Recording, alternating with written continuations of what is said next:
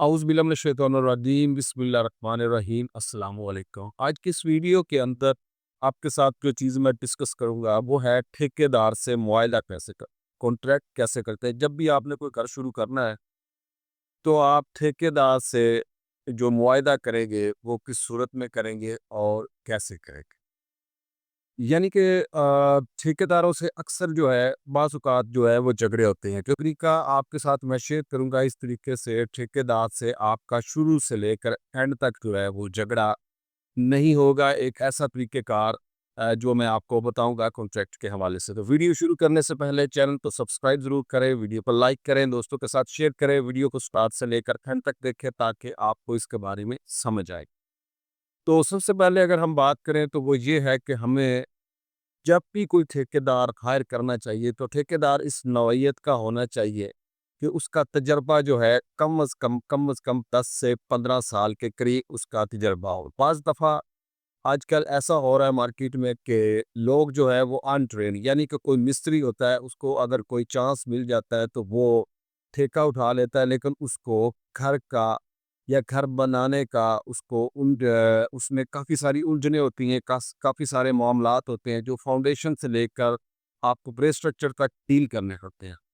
उन चीज़ों का उनको नहीं पता, उनको सरसरी कुछ कामों का पता होता है, उसी को लेके वो मार्केट में निकल पड़ते हैं। कुछ रेट की वो कमी कर लेते हैं जिसकी वजह से लोग उनको काम दे देते हैं। उनके पास बहुत ज़्यादा काम नहीं होते, तो एक आध काम करके फिर वो इधर-उधर घूम रहे होते हैं। उसके बाद कभी-कभार उनको साल में 1 दफ़ा कोई और काम अगर मिल जाए, तो वो उनकी खुशकिस्मती है। अदरवाइज़ जो है वो इसमें नुकसान ये होता है कि वो जिस बंदे का भी घर या काम पकड़ते हैं, उसका वो ऐसा सत्यानाश फेरते हैं, यानी कि उसके बजट का और उसके नक्शे का और उसकी चीज़ों, क्योंकि बेसिक चीज़ों का कोई पता ही उस बंदे को नहीं होता। अनपढ़ होना, पढ़ा लिखा होना ये एक अलग मैटर है। तजर्बाकार होना और ना तजर्बाकार होना ये एक अलग मैटर है।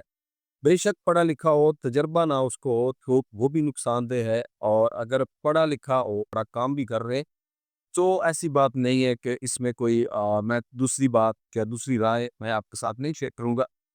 तो मेन पॉइंट की तरफ बढ़ते हैं कि मुआहदा। मुआहदा ऐसी चीज़ है जिसमें हमें पहली बात तो है कि हमें इस्लामी तरीक़ेकार के मुताबिक कोई भी जब भी कोई काम करना चाहिए तो उसकी लिख पढ़ जो है यानी कि उसको लिख लेना चाहिए। अगर हम उसको लिख लेंगे तो हमें जो है फ्यूचर में आने वाले मसाइल जो है उससे बचने में वो मददगार साबित होगा। उसके कुछ गवाह भी होते हैं, ठीक है? और आप तो स्टाम्प सिस्टम है, आप उसको जो है उस पे एफिडेविट के ऊपर स्टाम्प के ऊपर आप उसको प्रिंट करवा सकते हैं और एक कॉपी अपने पास महफूज करें और एक कॉपी कॉन्ट्रैक्टर को दे दें, और गवाह जो है उसको भी एक कॉपी आप प्रोवाइड कर सकते हैं अगर आप चाहें तो।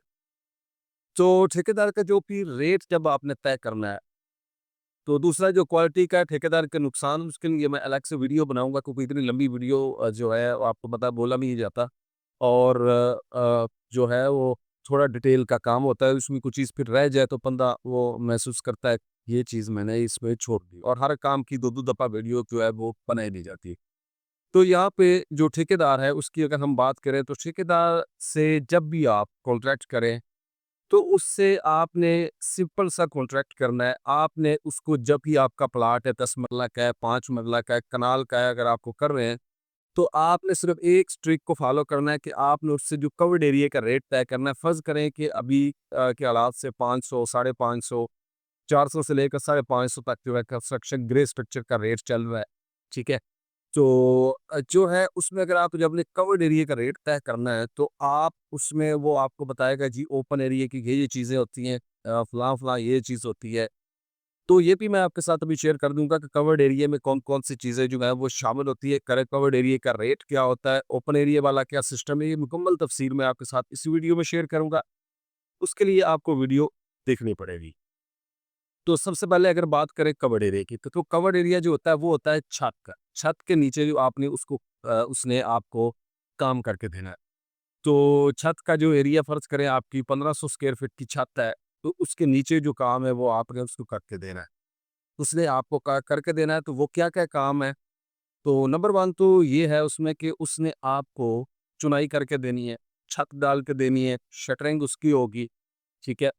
भराई वाला जो बंदा है वो आपका तय कर सकते हैं कि भराई के पैसे आपने देने हैं या उसने देने हैं, ठीक है? लेकिन भराई भी बेसिकली ठेकेदार के ज़िम्मे होती है, शटरिंग ठेकेदार की होती है और बीमों की शटरिंग जो है वो सारी उसी पे होती है। इसी तरह कुछ चीज़ें और है जो उसकी अंडर आती है, यानी कि उसमें आपको प्लास्टर करके देना है, फर्श कच्चे करके देने हैं, फर्श कच्चे करने का कोई नहीं होता, सेंट्री बिजली। ये एक अलग टॉपिक है, आप उसको अंदर शामिल करते हैं तो फिर वो करके देगा। अगर आप खुद करवाना चाहते हैं तो वो एक अलग टॉपिक है। लेकिन उसने आपको सेंट्री बिजली तो करके देनी है, किचन की शेल्फ़ें डाल के देनी है, ठीक है? अगर कोई एक आध शेल्फ़ जो है आपकी कमरे में डलती है यानी कि वो उसके लिए अलमारी के लिए, तो वो शेल्फ़ जो है वो प्राइवेट होगी, वो आपको भिजवा के देगा। ठीक है जी? तो एक जो है ओपन एरिया वाला सिस्टम। ओपन एरिया वाला जो सिस्टम है, वो ये है कि यानी कि जहाँ पे कवर्ड जहाँ-जहाँ पे छत डलनी है, वहाँ-वहाँ की वो जो कवर्ड एरिया के नीचे उसके अलावा जो काम है जैसा कि गलियों के अंदर आने हैं, सनशेड आएँगे, उसके अलावा कुछ और मामलात हैं जैसा कि गली साइड की गली में बाउंड्री वॉल होती है, फ्रंट गेट लगता है, उसके बाद कॉर्नर प्लॉट और साइड गेट भी लगता है, उसमें पीछे पानी का टैंक भी आप अलाउ होता है कि पीछे पानी की स्टोरेज करें। और फ्रंट के ऊपर जो है वो आपका सेप्टिक टैंक होता है, ठीक है जी? जो वेस्टेज होता है आपके वॉशरूम्स का उसके लिए सेप्टिक टैंक बनाया जाता है। वो सारा प्रोसेस उसने करके देना है, उसकी शटरिंग उसने लगा के देनी है, वो सारा काम अगर ओपन एरिया का रेट, लेकिन ओपन एरिया का रेट होता है हाफ। अगर आपका ₹400 कवर्ड एरिया का रेट तय हो रहा है, तो ओपन एरिया का जो रेट है वो आपका हाफ होगा यानी ₹200 स्क्वायर फीट होगा और उसमें उसने आपको गेट लगा के देना है, बाउंड्री वॉल बना के देनी है, ठीक है जी? अंदर से कच्चा करके देना है, सीवरेज उसने आपको डाल के देना है, प्लस जो है आपको वो बैक पे पानी वाला टैंक अंडरग्राउंड और फ्रंट के ऊपर आपको वो जो सेप्टिक टैंक है वो बना के देगा, ठीक है? तो ओपन एरिया में आके बाद में वो कहते हैं जी हमने बाउंड्री वॉल अलग लेनी है, सारा चीज़ अलग लेनी है, हमने छत की पर्दियाँ अलग लेनी है, ठीक है जी? वो सारी चीज़ें जो है आपको वो करते हैं। तो इसका एक बेहतरीन और सिंपल तरीका ये है कि आपने एक ज़रूरी जो काम करना है कि आपने उसको नीचे पूरे प्लॉट की फ़रमाइश दे दें, ठीक है जी? पूरे प्लॉट की आप उसको फ़रमाइश दे दें कवर्ड एरिया के हिसाब से, उसके अंदर वो आपको बाउंड्री वॉल बना के देगा, सारा कुछ आपको हौदियाँ, सीवरेज-सूवरेज सारा कुछ वो आपको करके देगा। उसके बाद आप ग्राउंड फ्लोर का तो सारा प्लॉट हो गया, फर्स्ट फ्लोर का कवर्ड एरिया दे देगा, थर्ड फ्लोर वाला उसका कवर्ड एरिया दे देगा। और जब आप प्लॉट रेट उसको देंगे तो उसके अंदर जो छत के ऊपर पर्दी होती है 3 से 4 फीट तक, आरसीसी पर्दी नहीं, आरबी पर्दी होती है यानी ब्रिक्स का जो पैरापेट वॉल लगती है वो आपको वो लगा के देगा। छत के ऊपर आपको वो टाइल लगा के देगा, पट्टे वाली जो टाइल होती है वो टाइल लगा के देगा। पत्थर या मार्बल या टाइल वगैरह अगर आप छत पे लगाते हैं तो उसका रेट जो है वो अलहदा से होगा, वो उसमें शामिल नहीं होगा। चाहे आप ओपन एरिया के हिसाब से करें, चाहे आप कवर्ड एरिया के हिसाब से करें। लेकिन झगड़े से बचने के लिए बेहतरीन हल ये है कि आप सिंपल सा कॉन्ट्रैक्ट करें कि आपने प्लॉट का नीचे वाला उसको ग्राउंड फ्लोर का एरिया देना है, उसमें वो आपको रैंप बना के देगा, गेट लगा के देगा, याद रहे बाउंड्री वॉल बना के देगा, फर्श कच्चे करके देगा, सीवरेज डाल के देगा, बैक पे वाटर टैंक बना के देगा, फ्रंट के ऊपर सेपरेट टैंक बना के देगा, ठीक है जी? हर चीज़ जो है वो आपको करके देगा ग्रे स्ट्रक्चर तक, ठीक है? टाइल वगैरह के अलावा। छत के ऊपर आपको भट्ठे वाली टाइल लगा के देगा, पर्दियाँ करके देगा, सनशेड्स जो हैं उनकी नुमाइश जो है वो आपने अलहदा देनी, क्योंकि सनशेड जो है वो शेड स्लैब में नहीं होते, वो स्लैब में कंसीडर ही किए जाते हैं, ठीक है? तो ये चीज़ें जो है वो आपको सारा जो प्रोसेस है वो ठेकेदार के ज़िम्मे है, उसने आपको करके देना है। कॉन्ट्रैक्ट करने का जो तरीका मैंने आपको बताया ये बेस्ट तरीका है। नीचे आपको उसको प्लॉट की फ़रमाइश दें, तो फर्स्ट फ्लोर की फ़रमाइश भी दें और सेकंड फ्लोर की भी जो है वो कवर्ड एरिया की फ़रमाइश आपको दे दें, ठीक है जी? तो जो जब नीचे आपने पूरे प्लाट की प्राइस दे दी तो उसमें ग्राउंड फ्लोर का कवर्ड एरिया ऑलरेडी शामिल हो जाना है, ठीक है जी? और आपको थोड़े से पैसों का फ़र्क पड़ना है और आपको फ़ायदा बहुत ज़्यादा जो है इसका हो जाना है और जो फ्यूचर में आपका बाद में ऐसा होता है कि ठेकेदार ये काम करते हैं कि वो जब उनके पैसे कम होना शुरू हो जाते हैं तो वो एक ऐसी ट्रिक करते हैं कि बाउंड्री वाल जी हमने अलहदा बना के देनी थी, आप अलहदा होती है जी। लोगों की पंचायत सी एक लग जाती है और फिर मालिक जो होता है वो कहता है कि यार किसी तरीके ये मेरी जान छोड़ दे। उसमें फिर उसने कहना जी अवधियाँ मैंने नहीं बना के देनी। रैंप जो है वो दीवार से बाहर आ रहा है, ठीक है? मेरा तो ओपन एरिया बाउंड्री वॉल से अंदर-अंदर है, ठीक है जी? बाउंड्री वॉल मैंने 5 फीट तक बनानी है, ये 4 फीट तक मैंने बनानी थी, 8-10 फीट 6 फीट तक या 7 फीट तक मैक्सिमम कॉलोनियाँ वगैरह पे बनाई जाती है, वो मैंने नहीं बनानी थी। ये जो डिज़ाइन आपने बना दिया है तो ये डिज़ाइन के वैसे इस तरह के काफ़ी सारे मसले मसाइल होते हैं। जब आप उसको ग्राउंड फ्लोर की कवर्ड एरिया की फ़रमाइश दे रहे हैं, उसमें आपने बाउंड्री वॉल का डिज़ाइन सारी चीज़ें आप जो जो उसको कहेंगे वो उसके ज़िम्मे है कि वो ये चीज़ें आपको करके देने का पाबंद है।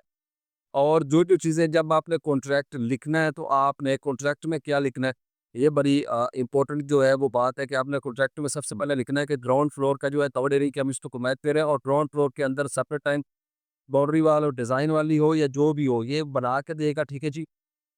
उसके अलावा जो है जितना भी उसका है रैंप है, ये बना के देगा, गेट लगा के देगा, ठीक है जी। सारा प्रोसेस ये करके देगा। ये आपने तकरीबन 8 से 10 जो है ना ये लाइनें जो है वो आपने लिख लेनी है। लिखने के बाद जो है वो आपने ठेकेदार के जो है दस्तखत वगैरह करवा लेने, ठीक है। कि ज़्यादा से ज़्यादा जो है 15 से 20 पॉइंट बनते हैं सारे क्लोज़ के, ठीक है जी।